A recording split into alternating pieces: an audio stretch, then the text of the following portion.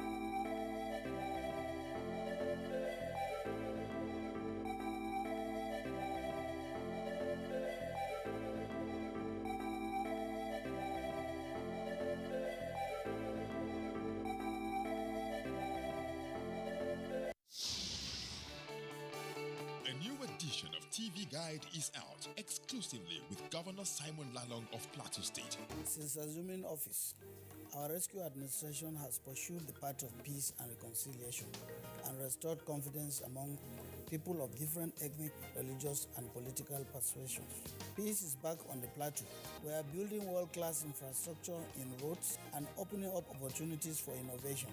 The edition is a compendium of mind-blowing stories for your reading pleasure, ranging from entertainment, economy, sports, media, politics, family, and lots more. Pick up a copy and keep abreast with issues and trending features within our space. TV Guide, very incisive, very educative and compelling. Grab a copy at the vendor near you or any NTA station nationwide. TV Guide, your indispensable companion. Dialogue, empathy, love, and unity. These are vital components of nation building. For all to be well, we appeal that we should refrain from volatile, provocative, inciting messages and language. Let's build and not destroy.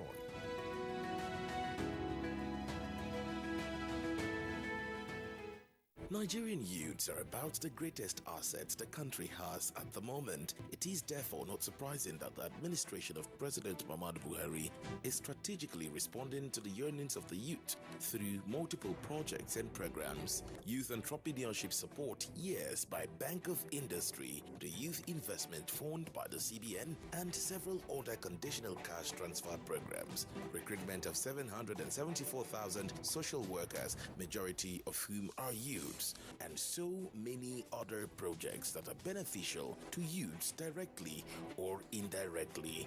If the administration can do all this, definitely with a degree of patience and time, it can achieve more. Nigerian youths must come together to say no to terrorism, no to vandalism, and no to all disruptive tendencies. Hashtag Youth for Greater Nigeria. Pacifying the youths, unifying the nation.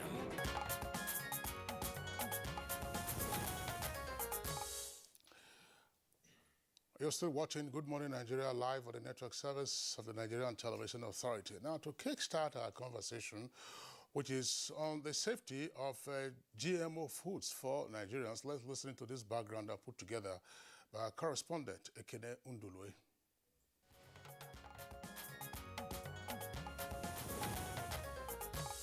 Genetically modified organisms are living organisms whose genetic materials have been artificially manipulated in a laboratory through genetic engineering. Most GMOs have been engineered to withstand direct application of herbicide or to produce an insecticide. New technologies are also being used to artificially develop other traits in plants, such as resistance to browning in apples, and to create new organisms using synthetic biology. Promoters of GMO crops say the foods are healthier and cheaper to produce and may also contain more nutrients. Some other groups have, however, raised concerns that GMOs may have negative health effects, which may include rise in allergic reactions, antibiotic resistance, and cancer. In Nigeria, the adoption of GMOs has always been a subject of debate. In 2019, Nigeria made significant progress in agricultural biotechnology, approving 2 genetically modified crops, pest-resistant BT cotton and cowpea, that are said to be important to the country's economic development and food value chain. Despite the landmark achievements in agricultural biotechnology, most citizens are choosing to opt out of the GMO experiment due to doubts on the safety of consuming genetically modified crops. How safe is GMOs for human consumption? This is the focus of discussion on today's edition of Good Morning Nigeria.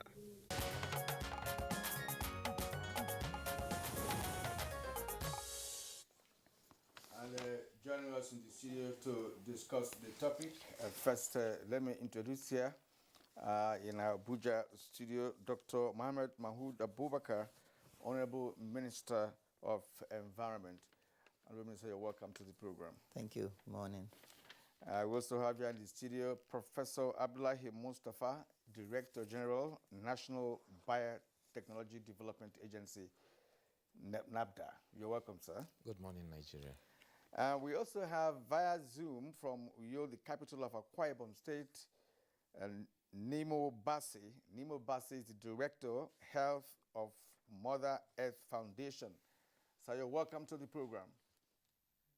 Thank you very much. Good morning. All right, gentlemen, once again, I'd delight to have you join us for today's conversation. Let's begin with the Honorable Minister of the Environment. We know that, of course, this is a cross between the environment and agriculture. What exactly are GMO foods or GMO crops? Now, let the layman also understand this, because I'm sure you must have heard it said sometimes when, assuming you go to the market, they will say this one is agric, this one is the natural one. So what is a GMO crop, what is a GMO food, and how do you, on the face of it, distinguish one from the other? Well, GMO, as it's called, genetically modified organisms. So you take one species of corn, for example, and infuse genes from either another species of corn or something that you expect to improve that particular one. You have modified the genes of that particular crop or whatever you are dealing with. So that is the modification. Now the question is, will that modification, apart from what you are expecting for it to improve, will there be any adverse effect, potential risks? These are some of the questions. So it's nothing more, nothing less than alteration of genes for whatever improvement that you are expecting from plant or animals or whatever. And of course, this may have effect on the environment, may have effect on the people that will consume, if it's something to consume, may even have effect on soil. If you are talking about plant, may change the way that particular plant even use the nutrient from the soil. So there may be, nobody is saying GMO by itself is totally bad, but let's approach it carefully. Let's understand. Let's look at the short term, perhaps medium, and maybe even long term. I mean, science changes, and from time to time you will say paradigm shift, meaning after a long time of using and believing in this, then you discover something has changed, and then you have to go with that. So that's basically about GMOs. And if you go to many countries now, you have where they will have, these are GMO food, and then you have labeled, these are organic, or whatever the case may be. You may choose to consume food that are GMOs or that are not. But the safety is what my ministry is concerned about, and we have the National Biosafety Management Agency in the Federal Ministry of Environment. All right, Honorable Minister, as we make progress in this conversation, we'll also delve into the issue of the safety of GMOs. But it's important to bring in Professor Mustafa here, who is the Director General of National Biotechnology Development Agency. In fact, it is the centerpiece of biotech in Nigeria. You may have to also answer the first question put to the minister by Kinsley, for us to be able to distinguish between GMO foods or plants and the organic ones. Let Nigerians know exactly the difference. You see, I would like to start by telling Nigerians, genetically modified organism has been in existence for many millions of years ago. It's going through from natural selection to the man-made selection, now to the technology in the laboratory. So those years, for example, could you imagine that in around 1700, the carrot that you eat is not orange, and it has gone through transformation. That 1700, now it is orange. How? Through genetically modified organism system, where a gene that give it color was induced naturally. So as you move across this development, where it was natural selection, now it comes to man-made selection, where in the past, you know that when a farmer want to improve the quality of the seed, for example, in agriculture, he takes the quality through natural selection. He takes the male and the female,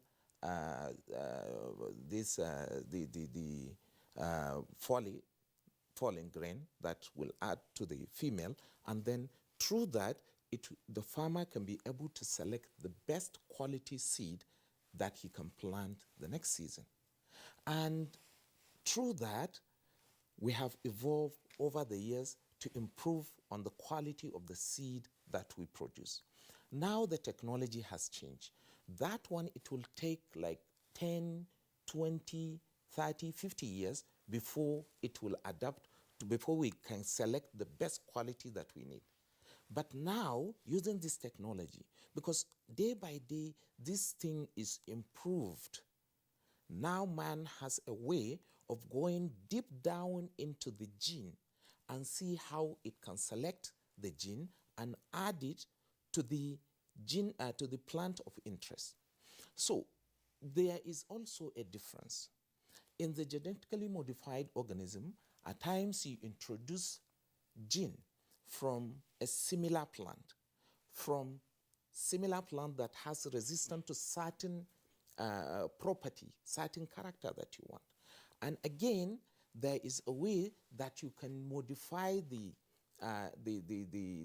gene by using this technology that he just mentioned, by modifying the gene using in the laboratory, either to knock off something within the gene that is having a property that you don't want, or introduce the gene that is a property that you want. So there are different categories. And in these different categories, you cannot generalize all. Like the first one that we have been doing. The first one is natural. The second one is man-made. And now through the man-made has gone into advanced stage, whereby you go to the laboratory for quicker result.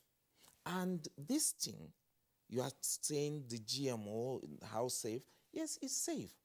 It started from developed countries, like in the US, in Canada, in Australia, in Brazil, and so many more countries. And they are developing this. And they are developing these for betterment, quality, yield, efficiency of the crop of interest. We need to develop the agriculture. The agriculture is developed in many ways, but this biotechnology is the faster way to develop this agriculture, and it has been developed, and it is now working on so many aspects of agriculture, be it the crop that we eat, be it the crop that we use in our industry, be it, there are so many categories. And it's not only on crops that this biotechnology is working, in all aspects of life, health, environment, agriculture, industry, and many more. Like this vaccine that you're talking about is the technology, biotechnology that is being used to produce it. And this is a faster way of approaching, of curtailing a disaster like this. Otherwise, we will stay for 10, 20 years without producing this. And you can imagine the effect that it will cause. Now, if you, for example, say there is a pest, like this around 2017 or 16, I mean, we have what is called fall armyworm. And this one is not known in Africa. And now it is in Africa and it's spreading rapidly. How do you curtail this? You want to stay that you do things for like 10, 20 years before you curtail this problem? No, you have to use a faster technology, more efficient technology, because it involves food. It involves human life. It involves human living. And there is no any proof scientifically that this GMO is bad. Okay. Professor Abdullahi Mustafa, thank you very much. We'll return to you in the course of the conversation. Let's go over now to Nimo Basse, who is with us via Zoom. Kirian earlier introduced him as Director of Health of Mother Earth Foundation.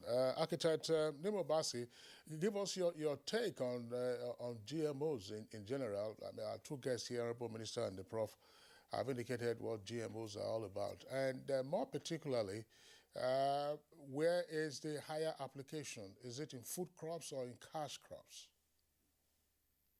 Thank you very much for that question, and thanks to the minister for his definition on GMOs, and thanks also to the DG of NAPDA for what he just said. But let also say that when you talk about genetically modified organisms, we are talking about modern biotechnology, modern agriculture.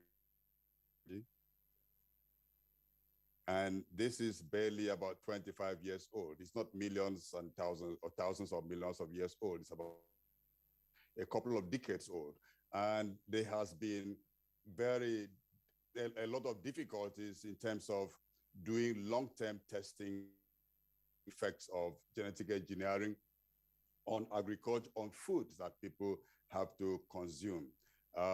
Basically, as your question, whether we need food production or in cash cropping, is a very pertinent question, because if you look at why GMOs in food, in crops, is culture. One, most of them are engineered to withstand certain herbicides, which are also often produced by the people who manipulate. And if you are going to plant a crop that is tolerant to a particular herbicide, and then you plant the seed, then you spray the entire farm, hectare, with that chemical, everything else dies except the particular crop. So that for industrial production, that is good. That is good for monocultural production, but it is harmful to everything else. And so we have to look at the balance. Are we going to be promoting monoculture in Nigeria, where we know that the food system for us is based on crop diversity, is diversity. If we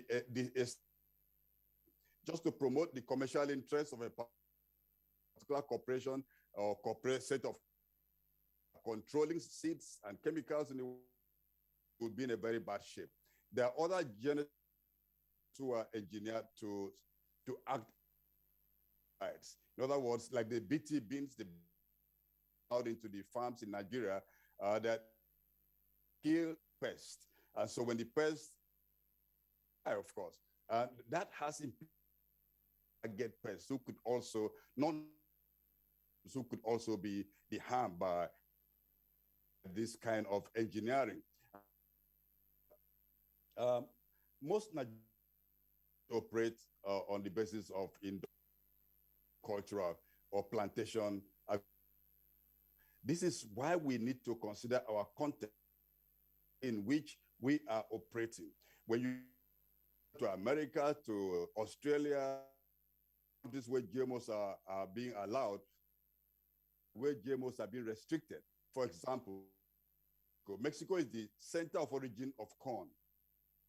Just banned genetically modified corn. That is very important. And it's a reason to preserve have, and to ensure that the agriculture goes can cultivate crops and also in terms of herbicide tolerance, there is some crops already approved are engineered to withstand, and herbicides are based on the major glyphosate, and seeing that in places like the US, cases in court against the use of with that chemical, with that element, because SARS and other diseases. In Nigeria, we could say, well, we will suit up as if they're going to herbicides or using the pesticides. Nigerian farmers most are not going to read those the packages of dangerous chemicals applying, and so Nigerian farmers. Well, we have to return to the studio. Architect Nimo Basi, we seem to be having issues with your audio line because the line is actually distorted. Our engineers are working on it presently. As soon as we are back with you, we'll let you know. You're already telling us some important aspect of this conversation with regards to the issue of safety and all that. Honorable Minister, really, has there been any form of research into GMO plants or already GMO products, that indicated the fact that they are not safe for human consumption? Are there also any research that indicated the fact that the environment will be adversely affected if we go all out, to embrace GMO in Nigeria? There are researches that are ongoing. You see, the thing with science, and I have mentioned in my opening remarks, it's not exact. The professor gave an analogy with the vaccine. Is there any of the vaccines that are 100% currently? No. They are 90-something, right? So 95%. So what about that 5%? Should you look at the possibility of the 5%? That is what science is about. That is what we are talking about. Like I earlier said, nobody said they are totally safe or totally unsafe. Our job is to regulate. Our job is to keep vigil on what can they do. And with science, you can be doing one thing and believe in one thing for the last 20, 30, 50 years, like you said. And then only for you later to realize, oh, there is something that you have been missing. And you need to rethink and redo it. And just as he has mentioned, biotechnology or all this gene editing, gene splicing and all that stuff, it's not, that old. So there is still room for us to keep watching and expect it may or may not happen. I will not give a blanket approval to GMOs. That's why we have our laboratories, we do testing. That's why we license, and we keep watching what may happen or not happen. And this is what we are supposed to let Nigerians know. Yes, for now, we need to do something to improve agricultural output, especially because of the population explosion. Nobody says that. Well, this whole thing about improving agriculture starts with the mechanization of agriculture, where you can plant, let's say, 200 hectares of land in a day or two instead of taking 3 weeks or 1 week. It starts mechanically. And then biotechnology comes in. Now, instead of having a corn crop that produces, let's say, 5 years of corn, you can now change the genetic constitution of that, and it can produce 10. Or it can increase the size of the kernels of that corn. All of this, that is what it's talking about. We are not saying no, but let's approach it with caution. Let's have a robust research. Let's be open-minded and think what may or may not happen. This is what the Minister of Environment is doing. That's why we have to license laboratories that are doing this research or importing GMO. And America or the developed countries that are using GMO, Why do they have sections and even charge more for the natural ones than because they have some doubt. They're not saying no, but they have some doubt. They don't know what may happen. So maybe the next generation, by then a lot of data might have been generated on GMO over many years that nothing has happened. And I gave an example of even altering the nutrient constitution of a particular soil. You can put a high yield corn or any other plant that may just suck out whatever nutrient that is there, and other plants that have not been genetically modified may not be able to survive on that particular soil. I hope you understand the point I'm making. These are some of the things that we are not talking about. Nobody is competing to get GMO out, but there are rules and regulations, and all these developed countries are doing this. That's why they have this. There are countries that either they don't even allow, or they restrict, or they even ask for label against liability. You know, something like use at your own risk. That's right. We don't have enough. Let me add this to this question, Kingsley. Yeah, go ahead.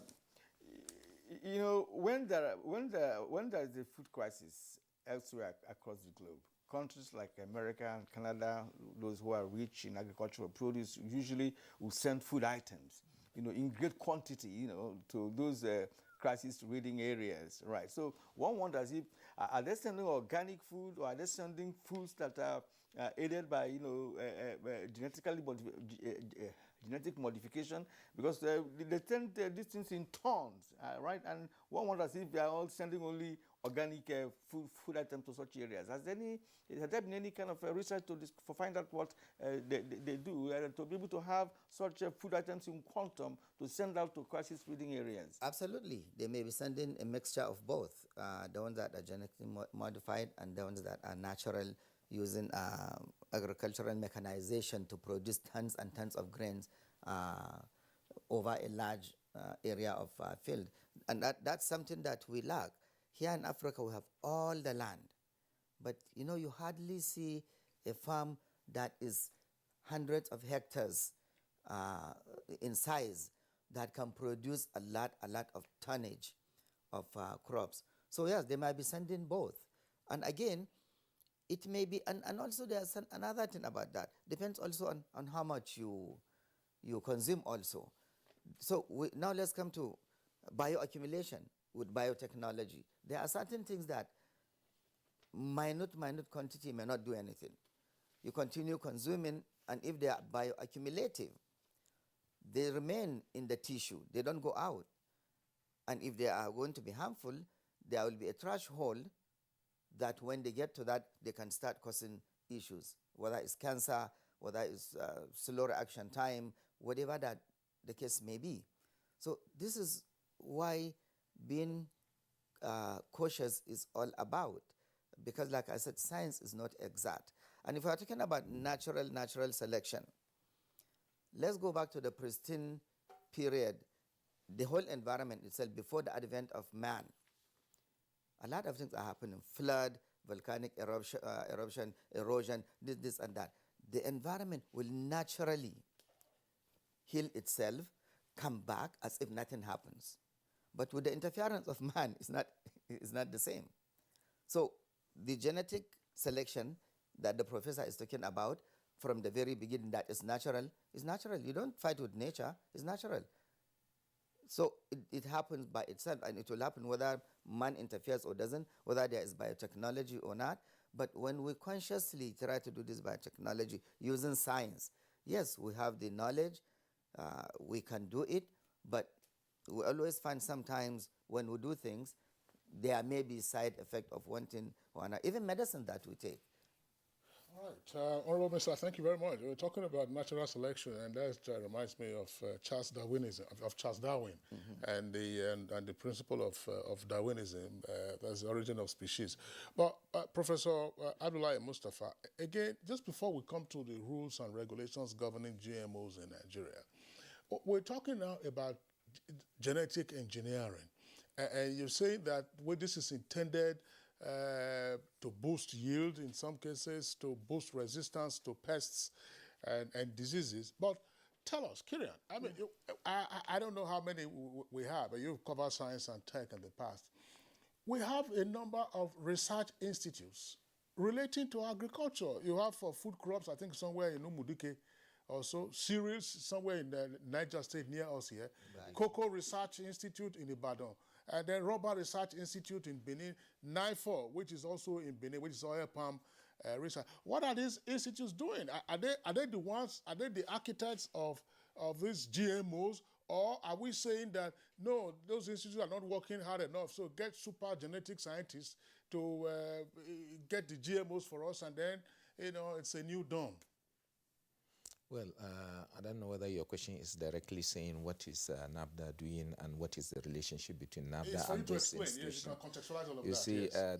The National Biotechnology Development Agency is being formed by the federal government to now carry out research and promote the biotechnology in the country with the vision that biotechnology is the future. All these institutions, including university, we have institutions that we are collaborating with, and we have international institutions that we are collaborating with. They are all working towards seeing a safer genetically modified organism. We are working with that one, Cereal Research Institute, and we're working, that is in Badegi. We're working with IAR Zaria, we're working with African Agricultural Technology Foundation. All these ones and many more, we are working with them to see that we have improved on the agriculture in Nigeria. And all those researches that we've been doing as a result that we produce this thing that we bring to these crops that we bring to Nigerian people that will farmers, that when farmers use is going to improve in agriculture. The various type of researches, for example, in Nigeria, we have areas that when you plant rice, it is not going to work. One is either because of drought, that is the water is not enough, or there is high salinity, or there is resistant to pests or some other things like that. So there is a program that we are engaging with Badegi, that is Cereal Research Institute of Badegi, on newest rice. We have nitrogen use efficient, water use efficient, and then this combine in one rice, and that is what we are trying to produce for the country. So it's not that we have to reintroduce. There are so many ways I've told you in biotechnology. It's not always that you knock off gene. It's not always genetic engineering. There are several ways to solve this problems that we are having in the country as approach to agricultural produce. But the way you take is the simpler way, and the way you take is the safer way. And that is why, for example, the research that we're doing with IAR Zaria for the production of this telomerase, the telomerase is being researched on so that it is going to be resistant to pest, that is pest is not going to affect it, and then is water efficient, also resistant to drought. So this, for example, when we have this, remember we are importing tons of maize per year, and we are importing tons of chemicals per year. Chemicals to spray on the corn. If you are producing corn with this Paul army worm that is introduced in the country, that is, I don't know how it comes in the country, but around 2006, now it's all over Africa. It was originating from it originated from United States, but now it's all over Africa. How do you curtail that? If you allow that fall armyworm, it is now going to destroy the home farmland, the whole corn that we produce. So in view of that, the approach was to use biotechnology to now insert the gene that is going to repel that insect so that we have more yield and more qualitative product. Remember, the crop that you are importing, the maize, just Kirian mentioned something, that the U.S. is giving aid to some countries that are having a problem, food crisis. Now you send people to go outside and purchase maize. And this maize that they purchase, you don't know how it is produced. I'm not going to go into that, but it's better you in the country to know exactly what you produce, to know exactly how safe it is. We are here in the country, we have family, we have brothers, we have sisters, we consume it. So we know that this thing has to pass so many regulations. And this research that we are doing, for example, on corn and on new rice and the beans that has been released, they are very safe. Very safe in the sense that it has been taken. The Honorable Minister can bear me witness that there is what is called National Biosafety Development, National Biosafety, which is under the Honorable Minister's ministry. And they are there to regulate, to make sure all those items that are produced are of no harm in all ramifications. And apart from that, there is also Donald Danford Center of Plant Science in the United States. We collaborate with them. We ask them also. They have more sophisticated items, and they regulate almost, or they investigate and give report on almost all GMO crops in the world. And these have sophisticated machines that research is being carried on. And World Health Organization is there to regulate. We have so many regulating bodies that this, if it is not safe, then don't touch it. I just want okay. Professor Mustafa, I still would like you to address the question. I will elaborate on it further. I said, look, we have a number of research institutes into food crops, into cash crops. IITA is there, Cocoa Research Institute, Rubber Research Institute, tuber crops in Mudike series you've mentioned. Are these institutes the ones that are getting into genetic engineering research to give us the seedlings? Or are we waiting for, is it that the GMOs, seeds and seedlings are invented or designed elsewhere and now we import them? How? What is this? What is the origin of the seeds and seedlings for GMOs that we will now plant, and then of course they begin to germinate and then have some of the consequences that the Honourable Minister and both Nimbo Bassi have talked about? You see, research is not being carried out by a single person. Research is a collaborative effort. And research has so many collaboration.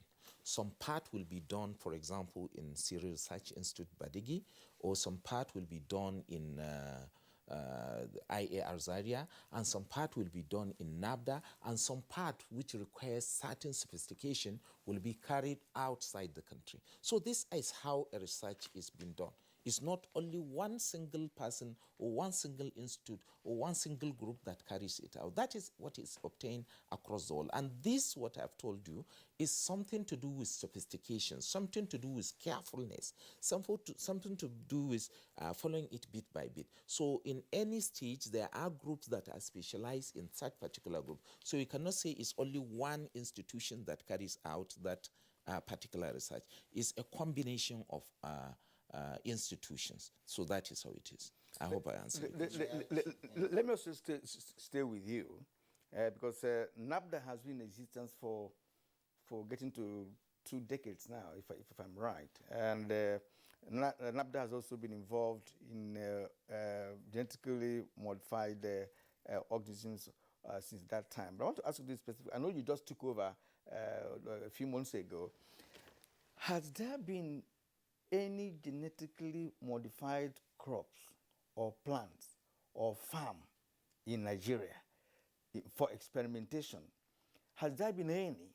So that we can say, okay, that in a particular farm, what is planted there is genetically modified. So after harvesting, you know, I say, look, this corn or whatever crop that it is GMO Nigeria. Do you have such plans? If it has not been in existence before, when do we hope to have a GMO product, say corn, whatever crop that it is, yam, cocoyam, and what have you, so that we can now say, look, this produce is born out of GMO. Remember, we have released some about using the natural variety release in Ibadan. We have released cotton, and we have released cowpea, which is beans, and it is now in circulation in the country. And the research that is going on, I think, on maize, that is telemaize, is now restricted to a farm in Abuja, and that one is also going on. And you know, the research is on for about 5, 6, 7, 10 years, depending on how we reach to the end of the conclusion that this is the actual product, and then it will go to safety tests and what have you. Yes, we have farms, of course, and any of the crop that is being produced, it has to go to regulation. I mean, even the trial that you are going to do in a farm, it has to go through regulation. The National Biosafety Management Agency is there to regulate, to give you a certificate for the confined trial, and to give you a certificate each year, and every year is renewed. So that is their function. It's not that anybody can wake up and do whatever he wants. No, there is regulation, and it's regulated by Federal Ministry of Environment. And the Federal Ministry of Environment, through National Biosafety Management Agency, will give you a certificate on that particularly. So there's no GMO food in circulation in Nigeria at the moment, maybe in our markets? Of course, that's what I told you. It has been released, the cowpea and the cotton. Remember, the cotton and ginnery industry now is being revived because a lot of people now are planting this cotton, and this cotton is resistant to the bollworm that is affecting the cotton ball. So that is what is in circulation. Now we have high yield cotton. Remember, the cotton industry and all the ginnery industry is dead. But now with this cotton that is being produced, a lot of farmers have gone to the farm and they are now producing cotton. So it's in circulation. So that's what I'm telling you. Zamfara is a major cotton production center. We hope the farmers are able to go to the farms, actually. Honorable Minister of the Environment, you wanted to say something in response? No, just the straight answer to your questions. The origin of GMO here in Nigeria, of course, GM, genetic modification, started outside of Nigeria from developed countries before coming here. And then another question which partly has answered, yes, here currently we are doing our own research, government, institutions, and even private sector, to modify our own crops here. So these two things, direct answer to the question you asked, are currently going. But the very first ones are import from outside, because from the very beginning, we did not start anything about genetic modification. But it was after it started outside that we are now not only importing but genetically modified food, but also now we are doing our own modification of our own local crops. Okay, but thank you very much. Let's see if we can reconnect to Nemo Bassi.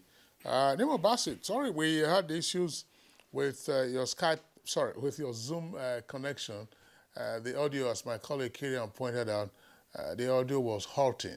Perhaps you want to kick off from where you stopped, also respond to the comments already made by Professor Mustafa and the Honorable Minister of the Environment with regard to, look, the availability and availability of GMO foods in Nigeria, and what precautions we just need to exercise at this material time. Sorry about this. There are several GMO food in our market shelves today in market shelf survey, and many of them in very common vegetable oils, in cornflakes. We used to make ice creams and pancake. It's really disturbing because sure, if they were approved before they came into the And I would just like to comment on one labeling. It may be easy to label foods in the global north, in America, in Europe, because even if you're likely going to find a sticker on it came from. But in Nigeria, you cannot label the corn that's been roasted. You cannot label the akara that has been sold. And so the issue is that Nigerians are able to know what they are eating.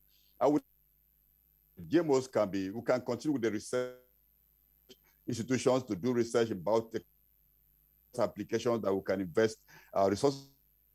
But in terms of food, I think we're rushing too fast into this, and it's unpredictable. We don't have the health that can handle the crisis. We're already seeing dead things are happening to us in communities in both everywhere concerning the use of Now, if you are monoculture, it doesn't recognize system. It doesn't recognize the place of who are the ones feeding us. It is of destroying our farming and food system. We should be extra.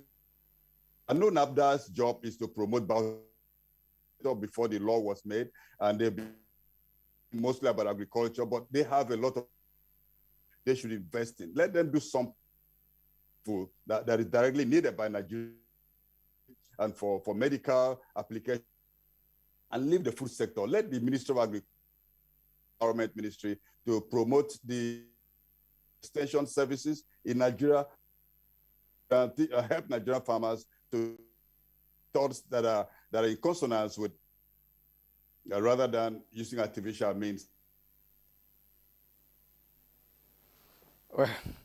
Well, Architect Nima Bassi, we are still having a persistent, failure of your signal, and we cannot continue with that for now. Let's hope that in shortest time we'll be able to reconnect with you, and of course hear more from you, because I think he has a different view in all of this, because he's also asking NAFDA to engage in other aspects of research rather than agriculture. But part of the point, and I think the Honorable Minister was speaking to that, to say, look, are we having a food crisis, whether of our cash crops or, food crisis, that relate to food crops, or even for our cash crops? Because one of the elements missing today is mechanization. Mechanization. I mean, when you can hardly see it when you are driving, but when you are flying at a certain altitude, you just see these little patches of farmlands. It's basically subsistence. Yeah. Unlike the geometric figures you would see in other developed countries, you can be flying for several minutes and you just look down and you keep seeing these fantastic outlays of farmland. So, in terms of policy, well, are we just seeking to say, oh, this is GMO, they have research on it, bring it, put it in our soil without due consideration that perhaps research is already going on? But to say, look, what we have in the meantime, I hear something 82 million hectares of arable land that we have, and we are barely doing 10 or 20% of that. So look, mechanize, and you don't do mechanization by, wearing a tie and a suit in the office. You get the tractors on the field. You are talking about mechanization when we just had in the news that we have moribund tractors. So we don't have enough tractors. We need about 2,000 tractors to be operational on daily basis, so 24,000. And then you are producing. There are graduates of polytechnics who can fix those tractors for you. All right, Honorable Minister. So is our priority right? In rushing to get GMOs, or should we first incubate them and then see what is suitable for our environment? Because ultimately that is the greatest concern, I believe. Yes, see, as an environmentalist, I think the best way is to do what is natural, and I will keep referring to the natural selection or nature that the professor mentioned. That's the best thing to do first of all. Even America today, as sophisticated as they are, They produce more food the natural way, big expanse of land producing whether it's wheat, whether it's rice, whether it's corn, not depending on GMO, even though they have the technology years and years back. Why did we allow our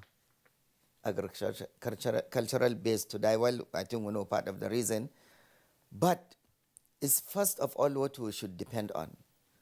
The chemical, the technology, the sophistication, yes, is there to support. We should not depend on it. Biotechnology is here to stay. And it's not just on food production. Biotechnology is on almost everything. Even treatment of wastewater or whatever that you may call is biotechnology. So for me, my advocacy will be what is safer is returning to agriculture. And this is what this administration, current administration, is talking about. And we have seen the result of that. A lot of people have returned to farm. Farmers are richer today under this current administration than in the last administrations because they have returned to real farming. GMO, they can assist, but with caution. I always say, and I will continue to say, and I will not sit and look at Nigerians and say, GMO are 100% safe. We don't know yet. Yes, they are helping. They are increasing yield, resistance to whatever that we are talking about. But what is going to happen years from now? And it's not all the different kinds of manipulation of the genes of plants or animals that may be 100% down the road. We don't know.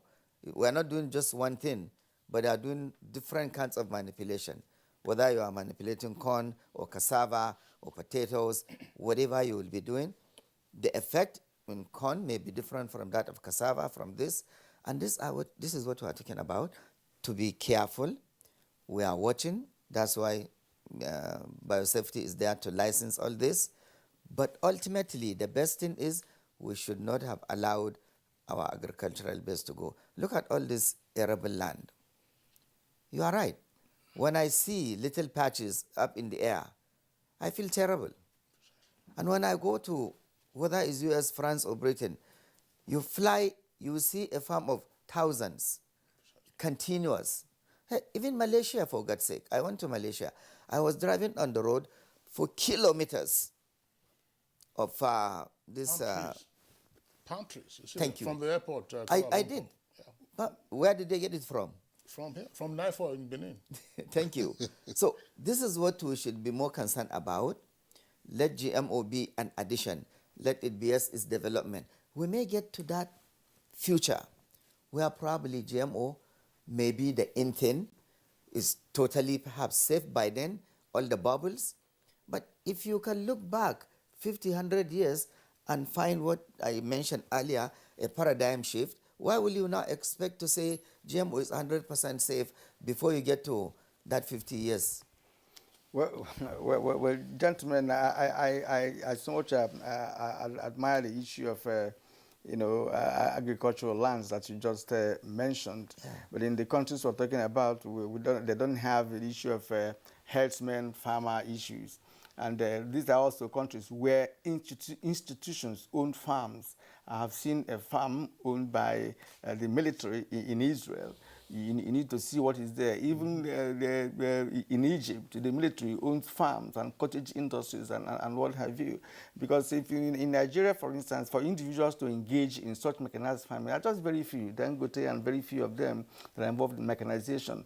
And that is why most people are also thinking in terms of GMO. Right, sir, Prof. GMO is not under attack, as it were, on this program, but we're not looking at the possibility of ensuring that the GMO is infused into the agricultural system in a safe manner. Mm-hmm. Right. So now, what are we expecting going forward? Because NAFDA has come to stay, and the GMO, as the Minister said, has also come to stay. What should be the next step with respect to what Nigerians will expect from genetically modified organisms in Nigeria? That in other words, to become food items or crops, as the case may be. Okay, let me first of all correct the impression. As you see, it's not NAFDA is not working only on agriculture. We have different sectors that NAFDA is working and producing results. So this is just one aspect that is in NAFDA, one aspect that is agriculture. And because the result is so pronounced, that is why a lot of people are crying now. That is a good advantage. At least NAFDA is working, and that is a good thing. People are crying because you are working. No, they are not. They are crying because, you see, anything that is new, a lot of people will talk about it. That's right. Anything that is new, a lot of people will be apprehensive. Look at this coronavirus jab. A lot of people are speculating fake news. And these fake news, they have no scientific basis. And likewise, in these GMO crops, this thing, there is no scientific basis. For more than 30 years, it has been done elsewhere, and it has been working.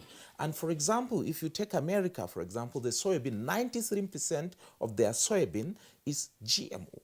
And this GMO is being introduced in Nigeria, and the product, as the architect was saying, the product is there. Even the mayonnaise you eat, even it's gone beyond that. It's even going into transforming the oil into lubricant used in industries, the car industry, and what have you. So there are so many advantages there, so many that can be exploited, not only for eating, so many.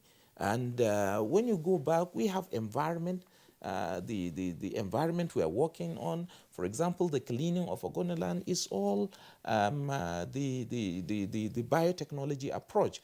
And for example, we have petroleum cleaning of farm tanks. We have an understanding now with another company that is coming to establish this technology that our tank farms are being cleaned in different ways, not using enzymes. We use microorganisms, we use enzymes, we use genes. We use this to improve on the lives of people. We have industrial aspect producing of enzymes that will work in the industry for fermentation processes and what have you. And we have genes and genomics where drugs and vaccines are developed. In the health sector, we are working now with different organizations like World Health Organization, like the African Agricultural Technology that we say, World Bank, and so many others that are contributing towards the development of biotechnology. So this agriculture that they were talking about is just one simple aspect of what biotechnology. So National Biotechnology is a big organization that is impacting on the economy and value chain of Nigeria. So that is the impression I want to correct. You and the Minister were talking about palm trees you saw in Malaysia or even in Indonesia, in fact across Asian tigers.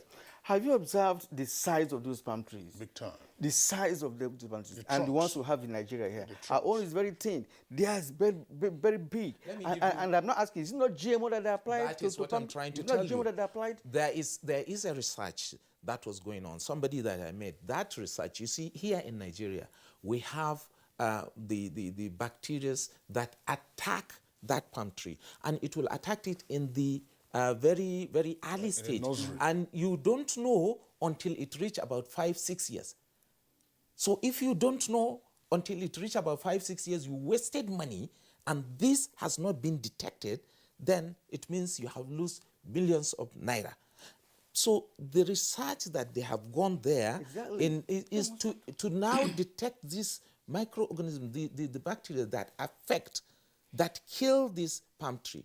And the quality and even the quantity of that seedling that is produced for the processing of oil is biotechnology. So they have gone far. There are so many ways that this biotechnology is working. Professor Mustafa and Honorable Minister, now you are getting to the one question I asked earlier. What are the uses of pre-existing research institutes?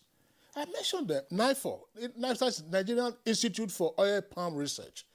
It's in Benin. It's in Benin. But it's just like GMO, precisely. I also mentioned, Rubber Research Institute for the rubber tree, where you can get your latex, and we all have tires and so on and so forth.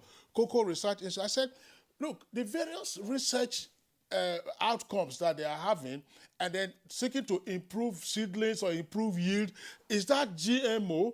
If it is not GMO, why is this species of GMO of concern, to all and sundry? Perhaps you have the opportunity of return. That's just the point I want to make, to say, is it GMO, or if that one is, if it's not GMO, or just, is it linear, plain research? Why is this super GMO creating concern? We'll take a short break now. When we return, we'll continue with the conversation. Dear compatriots, our country can be as great as we want. Let us all commit ourselves to its greatness. We must be willing to set aside our differences, unite and stay as one. In our expansive landmass, human and material resources, and plurality lies our strength. Let our challenges lead us to rediscover our common ground. And together, let's find solutions. This will take some time, so it requires patience, tolerance, and forgiveness from every one of us. Let all hands come on deck to protect and transform our country. Let us unite and see each other not as adversaries, but as brothers and sisters. Together, we can build a better Nigeria for ourselves and for the next generations. This message is brought to you by the National Orientation Agency, NOA, with support from Nigerian Television Authority, NTA. These days, people get their news and information from more media sources than ever before. Some of the news and information given are fake, unverified, doctored, and manufactured to create confusion, stir disaffection, and cause disunity. Before you believe or share any news, ask yourself, is this real? Is it from a credible source? Is it verified or verifiable? Fake news is dangerous, whether you do it for fun or for political gains. Real people can get hurt. Fake news, don't create it, don't spread it. This is a public service announcement from NTA. My culture preaches peace. My culture preaches peace. My culture. Remember your culture. Use your voter's card. Vote peacefully and wisely. We are one. This message is from the National Council for Arts and Culture.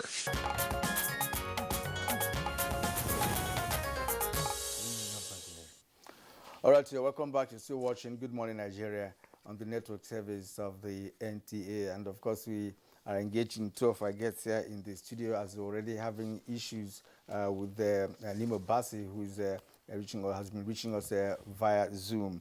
Honorable Minister, off the air, we were discussing the advantages of GMO, especially when it comes to plants. We started an example of palm trees that we have in Nigeria, and that you saw in Malaysia or elsewhere across the Asian tigers.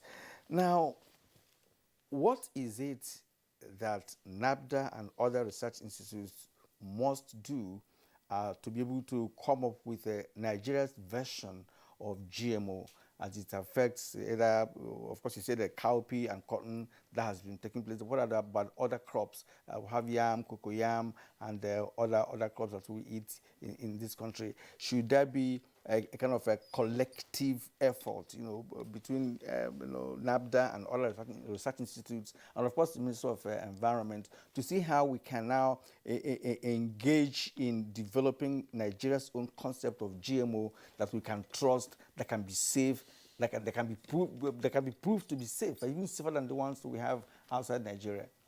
Yes, I believe we can do that, and I think it's already going on.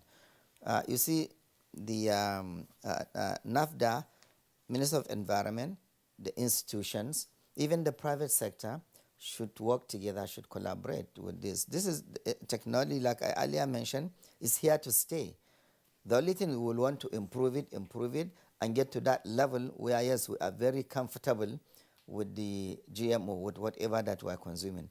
And Nigeria already is doing its own research. I have seen about cassava, the cowpea that he mentioned, the cotton, and all that stuff. Nigeria is already doing its own research and producing or altering the genetics of some of our own crops. It's something that, yes, we have already acquired the knowledge, and the technology agency is there to promote. Absolutely. There's nothing wrong with this, but when I was just talking about, cautiously and letting Nigerians know, just like you said, I said earlier, outside, you will see the labeling. Whether you want to consume GMO food or you don't, is up to you. There's nothing wrong with that. But ours is to, yes, help, make sure that the country advance technologically, biotechnology, even nanotechnology. You see, all this little condensed technology is just beginning. We are reducing, we are increasing in other ways. So there is nothing wrong with that, and Nigeria is capable. I am very aware of that, and I respect the agency. It's part of our agency, and we will work with the agency. We are working with the agency. Unless we all come together to proceed in the technological manner that the world is headed, we will be left behind. We will not stop GMO. We will continue with GMO with caution, as I've always said, and we'll continue to say that. I was just wondering, I mean, Honorable Minister, clarify this point, because is there a risk of our silo approach to management of issues likely to impact on the efficacy of policy measures? Minister of Environment, you clarify this issue. Suppose Agric says, no, let this thing come in. NAFDAC will say, no, they are safe. Another person will say, another agency will say, oh, no, we have tested them, everything is okay. Let them come. And are we seeing, or should we expect to see the synergy that is required to say, look, for now, what are those crops that have come in, either processed or semi-processed or are seedlings or otherwise? What harm, potential harm is there to the environment and ultimately to the individual himself? I would say, no, this is a policy coming from the collaboration of all agencies concerned, or is each one working in a silo? No, we can't work in silos, because then we'll not achieve anything and we'll be, banging our heads. So I give you an example. NAFDAC, the Drug Enforcement the agency, is the one in charge of, like, these vaccines that are coming in. All the vaccines that came into Nigeria first will go to NAFDAC for certification and all that before even going to NCDC. If they certify that they are good for Nigerians, they go. If they are not, they don't. So the same thing with GMO. Import of GMO, export of GMO, manufacturing, research here, Federal Ministry of Environment, under the biosafety, will now do that. And if we don't feel comfortable with a particular GMO coming, we will say no. We will not give the clearance, and that GMO will not come in. But we will work with the agency or whoever is trying to import. If we have questions that need clearing, they will have to clear those questions before we give the go-ahead. But generally, yes, we do interact. We go, we talk, we go to our functions and all other things. We have interministerial committees in a lot of these things. The Minister of Environment works with almost all the agencies. We have a number of things we are doing with science and technology. For example, even the ethanol, this is not GMO, but use of ethanol as fuel for our vehicles because of climate change. We are working with science and technology. Minister of Agriculture, we are working on several things.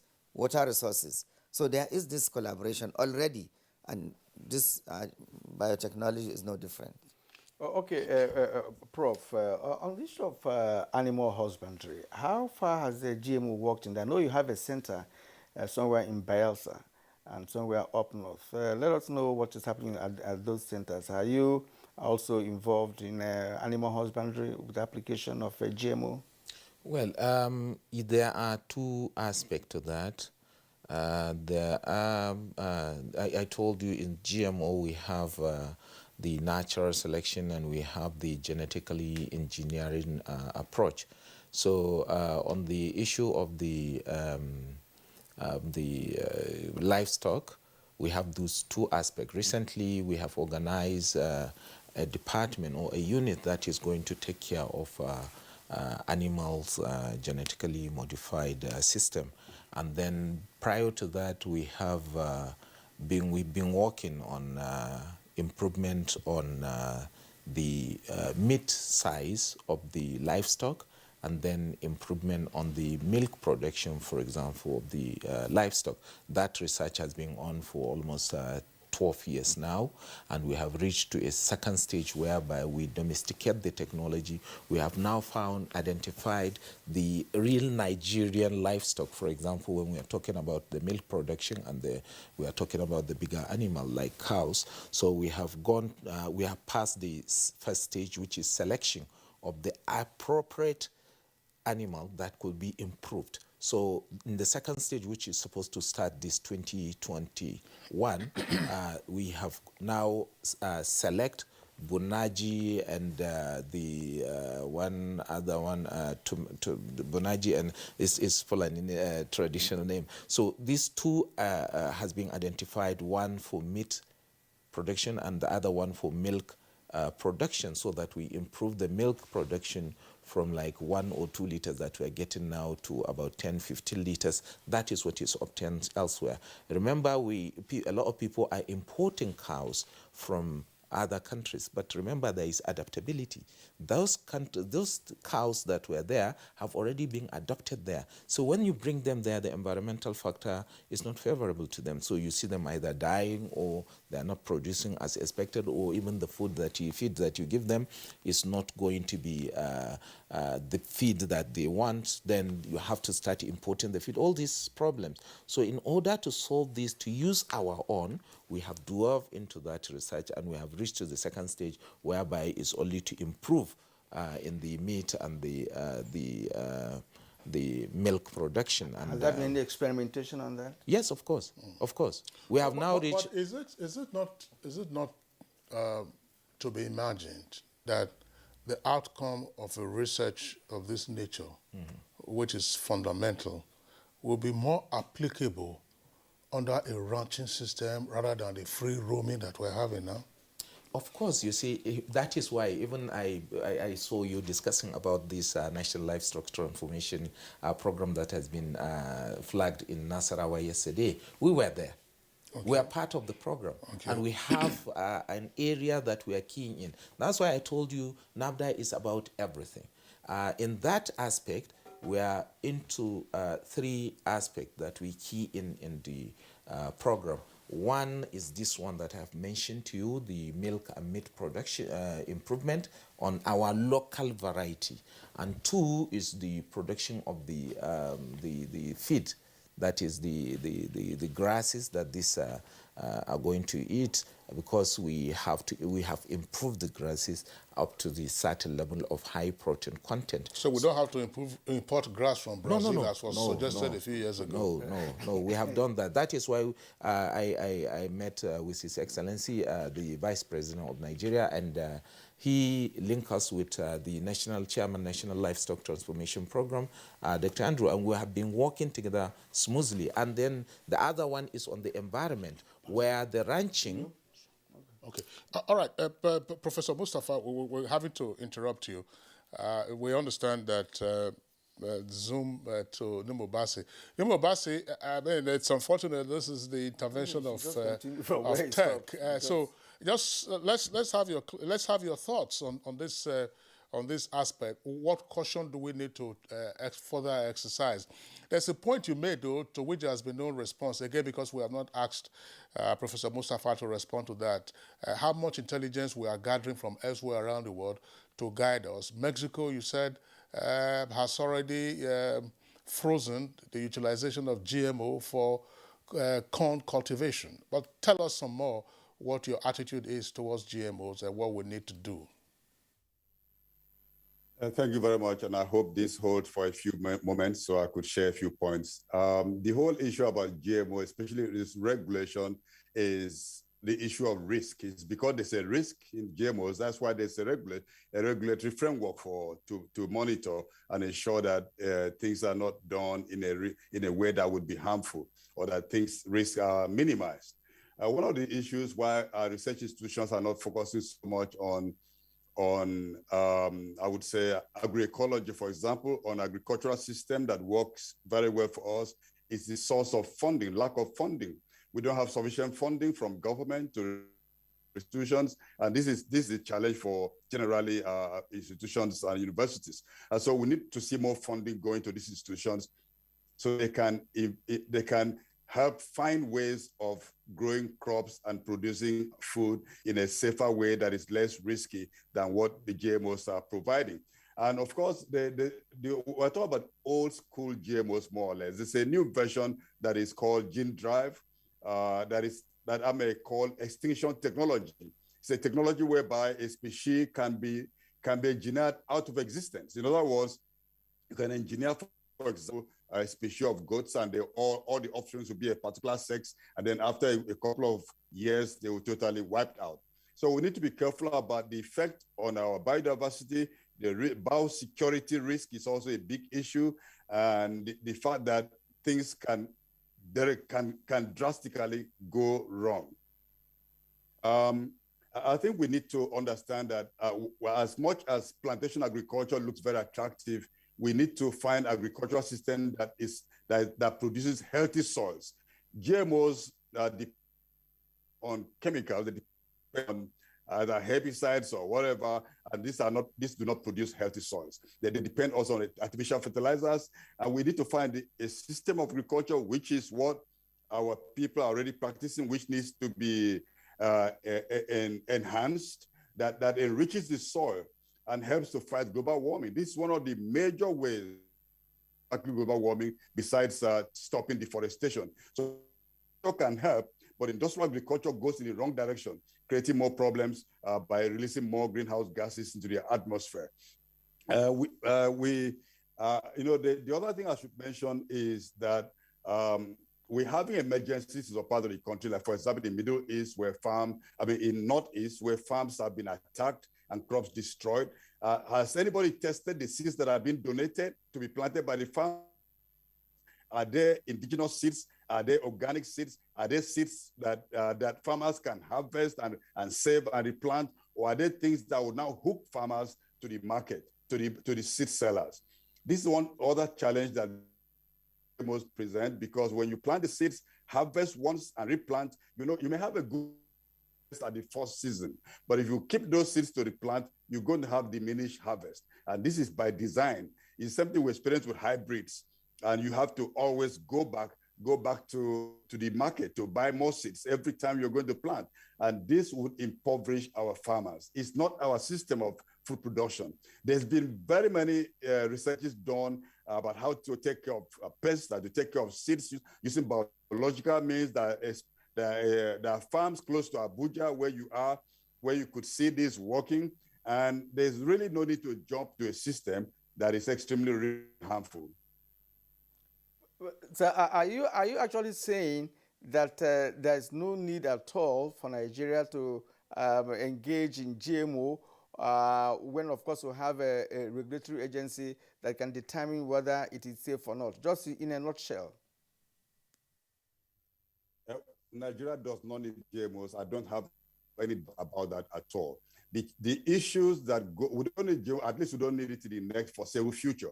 It may be maybe the next generations to come that may become important. But right now, we have if we support our farmers, we have the capacity to produce enough food for Nigerians. Right, 70% of the food produced in the world today are produced by small-scale farmers. Only 30% by big farmers who are using 70% of resources. So we should look at the balance of resources and the productivity. GMOs don't necessarily have higher yield than natural crops. This is a very clear, we've seen this in research in comparing organic corn grown in Europe to GMO corn grown in the US. All right. Thank you very much indeed. I wish we had more time with you. The Zoom didn't help matters, in the earlier part of the program. We'd like to thank you, Architect Nimo Bassi, Director Health of Mother Earth Foundation. Thank you indeed for being part of our program this morning. And Honorable Minister of Environment, Dr. Mohammed Mahmoud Abubakar. It's been a pleasure talking to you this morning. Thank you. And of course, the Director General of National Biotechnology Development Agency, NABDA, Professor Abdullahi Mustafa. Thank you indeed for sharing your thoughts with us on this particular issue. Thank you. All right, so that's it for us on Good Morning Nigeria for today. We'd like to thank you for being with us.